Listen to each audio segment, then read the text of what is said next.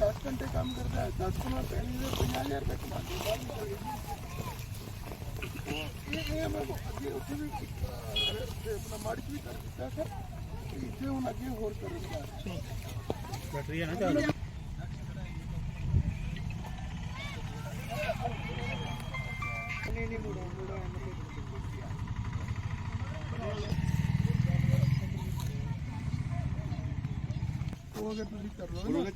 फिर लोग आपे मंगन यूरिया DAP ਤੇ ਸਾਗਰੀ ਤਿੰਨਾਂ ਦੀ ਕਿੱਥੇ ਤਾਂ ਹੀ ਕਹਿ ਰਹਾ ਜਦੋਂ ਲੋਕੀ ਕਮੀ ਕਰੀ ਫਿਰ ਆਪੇ ਮੰਗਣਗੇ ਫਿਰ ਸਾਨੂੰ ਕੋਈ ਇੰਨੀ ਉਹ ਚਿੰਤਾ ਨਹੀਂ ਹੈ ਕਿ ਸਾਗਰੀ ਦਾ ਕੀ ਹੈ ਸਪਲੀਮੈਂਟ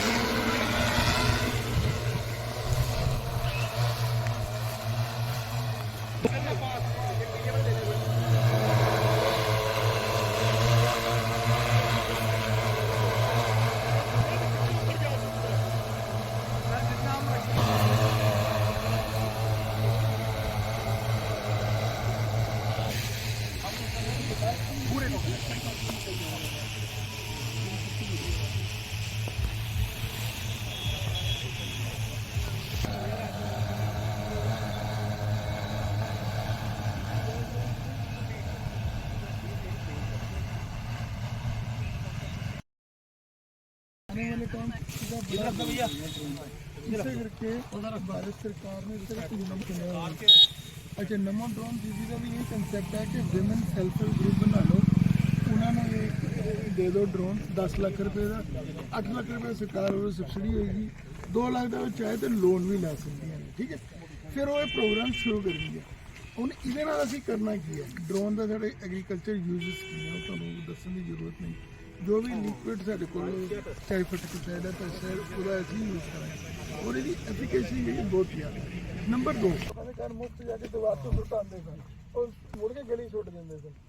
तो बेसिकली ये सरकार ने बड़ा अगले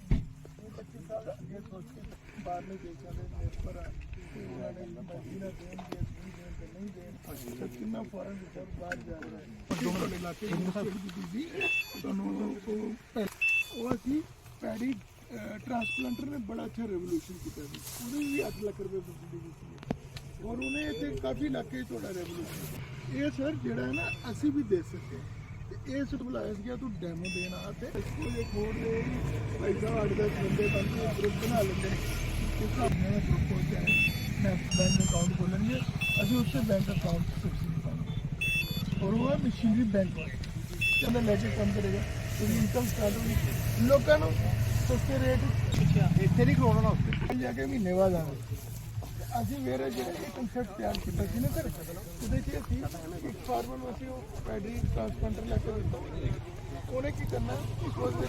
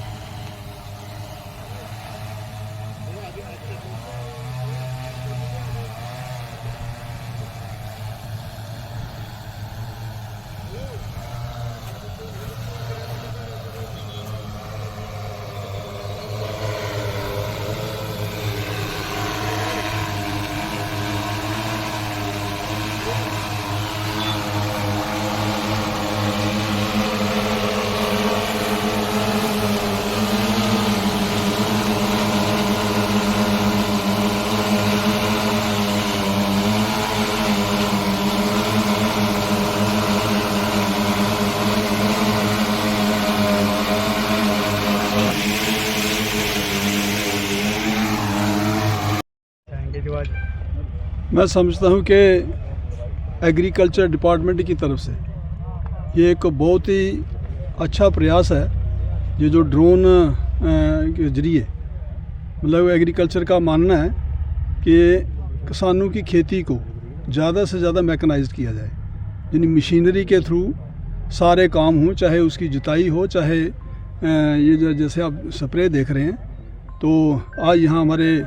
माननीय डायरेक्टर एग्रीकल्चर उन्होंने यहाँ एक डेमॉन्स्ट्रेशन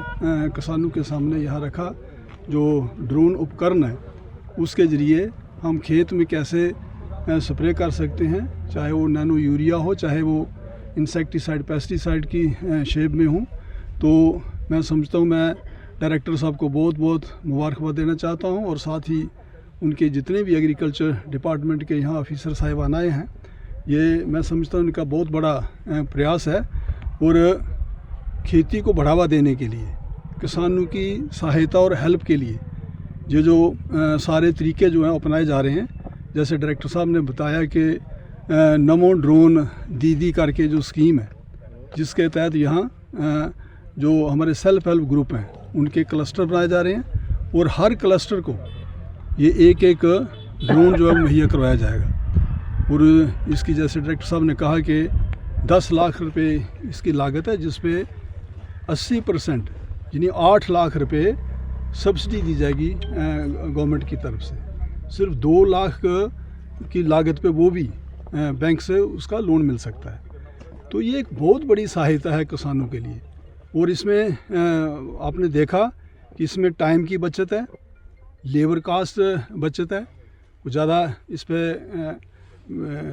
इसको चलाने में ज़्यादा खर्चा नहीं आएगा, टाइम की बचत होगी। टाइमली जो है एग्रीकल्चर के जो ऑपरेशन है वो पूरी तरह हम कंप्लीट कर सकते हैं। तो जैसे डायरेक्टर साहब बता रहे थे कि पैडी के लिए भी लेडी ट्रांसप्लांटर भी इन्होंने वो किसानों को देने का की है, जिससे जो हमारी पैडी है वो बहुत ही थोड़े टाइम में एकड़ के हिसाब से हम उसे और यूनिफॉर्म ट्रांसप्लांटिंग होगी और उसमें भी टाइम की बचत है और लेबर की बचत है। तो ऐसे जो प्रयास हैं, मैं दोबारा एग्रीकल्चर डिपार्टमेंट को ये जो उन्होंने शुरू किया है, तो ये लोगों में अवेयरनेस दे रहे हैं। और ये नहीं है कि नमो जो हमारा ड्रोन दीदी है उसी स्कीम के तहत इवन जो पंचायत के किसान हैं वो भी 8-10 का ग्रुप बना के इस ड्रोन को ख़रीद सकते हैं। उस पर भी 80% सब्सिडी होगी, यानी 8 लाख रुपए उनको सब्सिडी दी जाएगी और 2 लाख रुपए उनके खर्च आएंगे और वो अपने एरिया में मिल के सारे किसानों की कोऑपरेशन से इस काम को करवाया जा सकता है। तो मैं दोबारा डायरेक्टर साहब का बहुत बहुत धन्यवाद करते हुए पूरी डिपार्टमेंट का, जिन्होंने मेरे एरिया में आके यहाँ इस किस्म का प्रयास किया, ये बहुत अच्छी बात है। और मैं इनको कहूँगा और भी जो हमारे लेफ़्ट ओवर एरिया हैं जहाँ पे ये डेमॉन्स्ट्रेशन अभी पहुँचनी है, तो वहाँ पे भी इस किस्म की डेमॉन्स्ट्रेशन जो करवाई जाए ताकि किसानों को इसकी जानकारी मिले और किसान जो अपनी आंखों से देखता है उसे जल्दी समझता भी है और उसे अडॉप्ट भी करता है। तो इस किस्म की जो प्रयास हैं होते रहने चाहिए।